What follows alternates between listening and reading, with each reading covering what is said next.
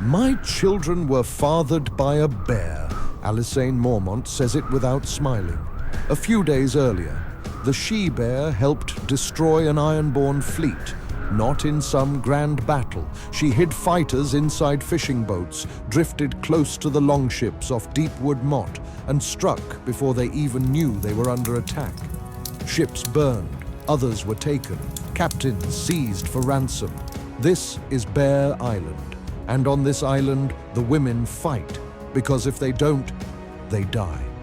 Bear Island lies in the Bay of Ice, far northwest of Winterfell, below the frozen shore and far from help. It is beautiful in the way harsh places can be beautiful. Old gnarled oaks, tall pines, flowering thorn bushes, moss-covered stones, steep hills, and cold streams running down toward the sea. But Jorah Mormont says it plainly. Bear Island is rich in bears and trees, and poor in aught else. Most of its people live along the coast, surviving by fishing.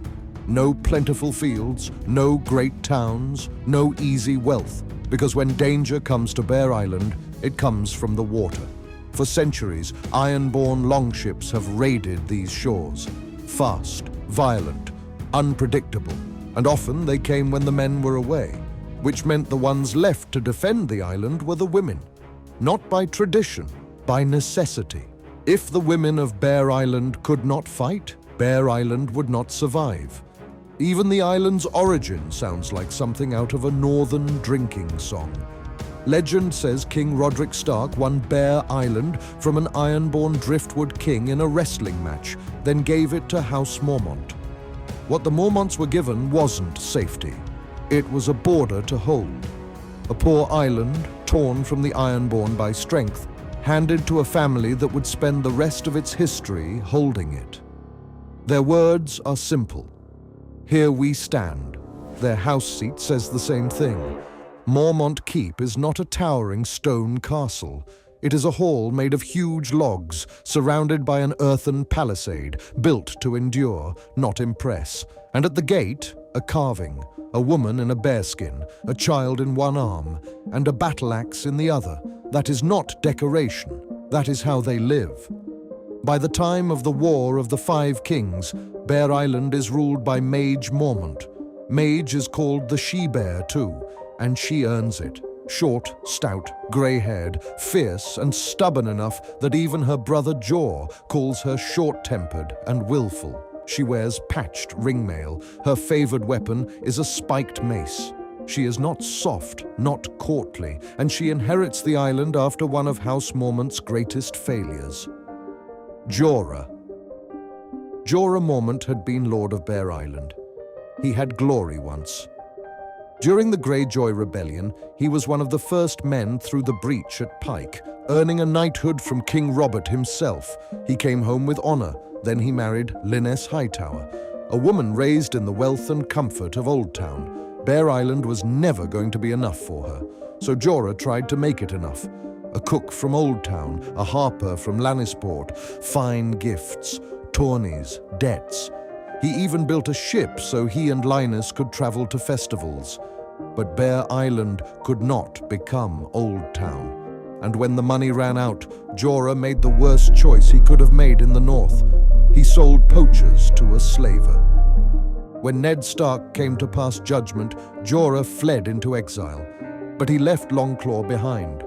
Even in disgrace, Jorah knew he had lost the right to carry the Mormont's Valyrian steel blade. Across the narrow sea, he would spend years serving Daenerys Targaryen and still chasing the honor he had lost on Bear Island. His father, Jorah Mormont, had made a very different choice. Jorah had given up Bear Island years earlier and taken the Black, eventually becoming Lord Commander of the Night's Watch. A hard man, a duty-bound man. And when Jon Snow saves his life from a White Walker at Castle Black, Jorah gives him Longclaw, the ancestral sword of House Mormont, not because Jon comes from House Stark, but because he earned it. Same house, same island. One man tries to escape what Bear Island is. Another gives everything to duty. Maege is left to rebuild what Jorah broke, and she does it with daughters. 5 of them, Dacey, Alysane, Lyra, Jorel, and Lyanna, no sons. No one knows who their father is. No one on Bear Island seems to care. They are Mormonts. That is enough. The eldest is Dacey, 6 feet tall, equally at ease in leather armor or a lady's dress. At an age when most girls receive dolls, Dacey is given a morning star. When Robb Stark calls his banners, Maege answers. Dacey rides with her. She fights beside Robb, serves among his sworn swords, and believes in the young wolf completely. I have fought beside the young wolf in every battle. He has not lost one yet, Dacey tells Catelyn Stark. But Robb does not lose in battle. He loses at the twins. At the Red Wedding, Dacey is one of his guards. She dances with him before the slaughter begins. Then the Freys turn. Dacey fights back, smashing a wine flagon into a man's face before she is cut down. She dies the way Bear Island raised her, fighting.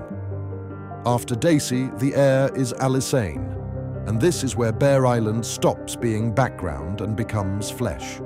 Alysane Mormont, the she-bear.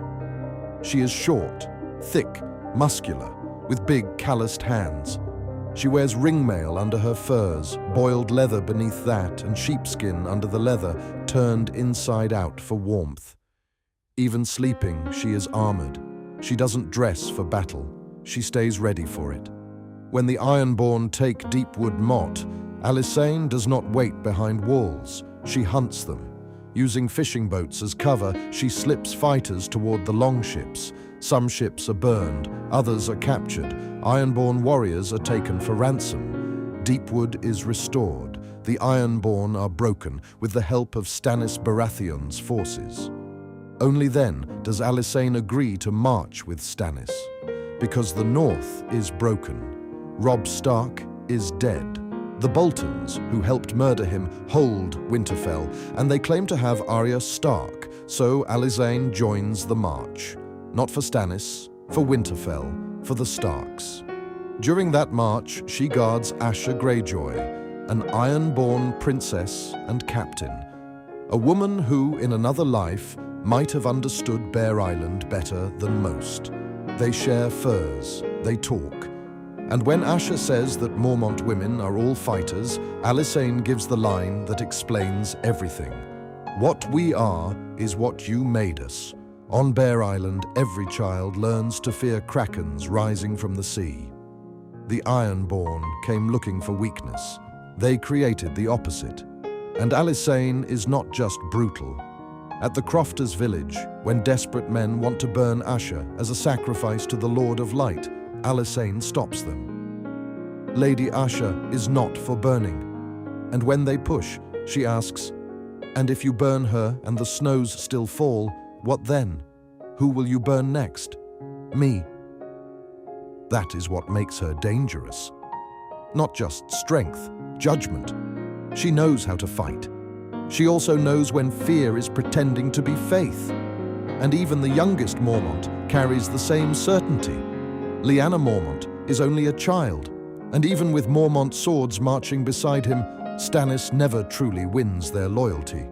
When he demands the allegiance of Bear Island, her answer is immediate. Bear Island knows no king but the king in the north, whose name is Stark. No hesitation. House Mormont is not perfect. Bear Island gives its people cold and hunger. It gives them enemies rising from the sea. And if you are born there, strength is not a virtue. It is the price of staying alive. On Bear Island, no one tells you to be strong. The island does. And if you cannot answer it, you do not last long enough to matter.